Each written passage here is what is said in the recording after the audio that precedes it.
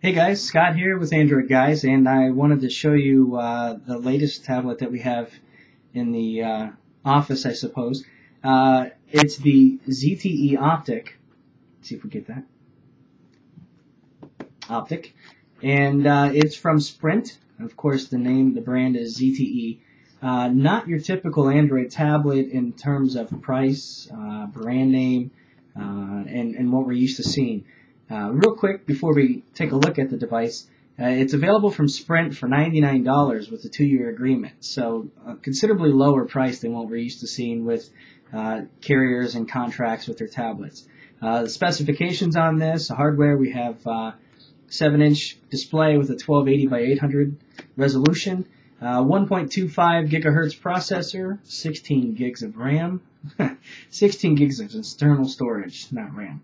But there is 1 gigabyte of RAM, 4,000 milliamp battery. So without a contract, you're looking at $349. With a contract, 2 years, you're looking at $99.99.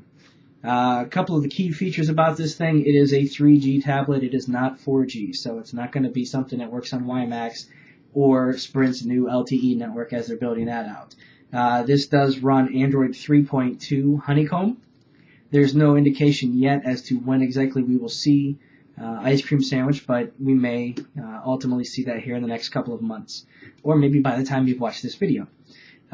This does have GPS built into it, and that's actually one of the applications in here, so it's designed to be used on the go. So let's go ahead and take a look in the box here. I'm not going to give you your traditional unboxing. I can't stand that stuff. You may notice that we don't even do that here really on Android Guys. So we will take a look what's in the box quickly.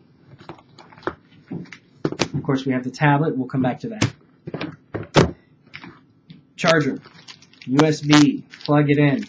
This is not your traditional micro USB or mini USB charger. This is a 40-pin connector, so you're not going to find one of your extra chargers laying around from a phone or something else you've used in the past and just plug it in. So you will need to keep that in mind if you're looking to get something else down the road, maybe a car charger. Of course, you've also got your manuals and your recycle pouch. So that out of the way, let's just get into the tablet. We just got this today, so I have not had a chance to really put it through its paces. I'm not doing any benchmarks or anything like that today. I'm just going to kind of show you real quickly a little bit about the tablet. And I will say that taking it out of the box, I was impressed with it immediately. It does not feel like a cheap $99, bargain bin 7-Eleven type tablet. It has the feel of quality.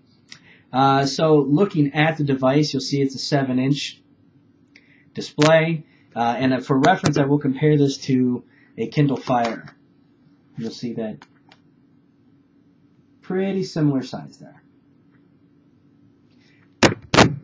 The orientation on this kind of goes back to the way Android tablets tend to feel, in that you want to hold it sideways, not so much you're straight up and down like you would on an iPad or even like the Kindle Fire, a Galaxy Tab 7.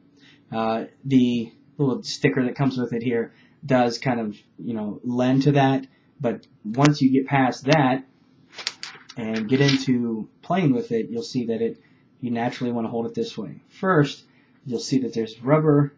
I don't know if you can make that out. Yeah, a little bit. It's rubberized, got some texture, and you have that on both the top and bottom, or in this case, it's going to be the side. Now, this does feel good in the hand. When you hold the tablet like this, it feels like you want to hold it. You do have, a little bit of bezel there around the edge, so you're not really putting your thumbs over the screen. Feels good. When you also hold it that way, that's where you see there are, I'm working backwards here. You have your speaker ports, speaker grills. So you have those, and you also have here your connector, your 40-pin dock or charger connector there. So when you hold it, the sound comes out from the bottom. Up here at the top, you have power, volume, up and down. Over here you have, which would be in your hand, will be your left hand, your 3.5mm headphone jack. When you're holding it more traditionally, it's going to be at the top. Across the bottom, you have your microphone, And of course, micro USB expansion. So if you want to add more storage, you need more than 16 gigs. They're on a 32, 16, or if you got one of those new ones, 64 gigabytes. I don't know if it'll support that, so scratch that for now. Let's go ahead and power it on. Push the button. And you'll see the screen there. Unlock. And you look at it, it's your basic Android 3.2 experience. Nothing super fancy here. It's not loaded up with a bunch of, carrier bloatware when you even look at the applications. Pretty basic stuff. You've got your Google Suite. So you have books, YouTube, Gmail, your calendar, your calculator. You also have Google Talk, navigation, and so forth. Android Market in this case, but also that's the Google Play Store. When you go in here, you also have Sprint Music Player, Sprint Zone, and of course Sprint Mobile Wallet. And then you have what appears to be 2, 3, 4, 5 home screen panels. So the 1280 by 800 resolution is pretty nice. Again, this isn't like you're looking at a super high definition screen, but I do like it so far. The tablet does not have any type of generic cheap feel to it. It doesn't feel like you have something that's a knockoff tablet. ZTE isn't a big name here in the United States yet, but they're really pushing for I think they're shooting for one of the top 3 players in the market within the next 3 years or so. So we're going to continue to see more of them here in the U.S. You also, just real quick, we have camera on the back. That is a 5 megapixel camera. On the front, we have a 2 megapixel camera. When you look at how thick this thing is, a lot of people like to look at how thick or thin or light these tablets are. It is a little thicker. When you look at it compared to a Kindle Fire, it is essentially identical, and that does include these little, beveled edges here.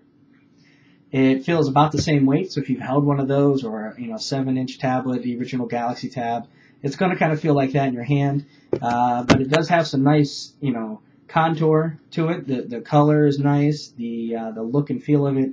It doesn't hit you over the head with anything that says ZTE other than that little logo on the back. And then, of course, the Google and Sprint. So you're not looking like you're walking around with some kind of generic tablet or something that looks like you didn't want to spend money on it. So far, for $99, this looks like it's going to be a pretty good tablet for customers to pick up. If you're looking for something from Sprint specifically, this is a nice little device so far. I'll be back when I get a chance to play with some of the apps. I'm probably not going to do anything in terms of benchmarks or really put it through its paces. There are other places online that you can find that stuff. Just more of a general user feel. If you're, haven't had an Android tablet yet, that's kind of stuff that we tend to focus on. Why you may want to consider an Android tablet, what you may enjoy about it, or what you might expect out of it. So that's the kind of review that you're probably going to see out of us here for the ZTE Optik.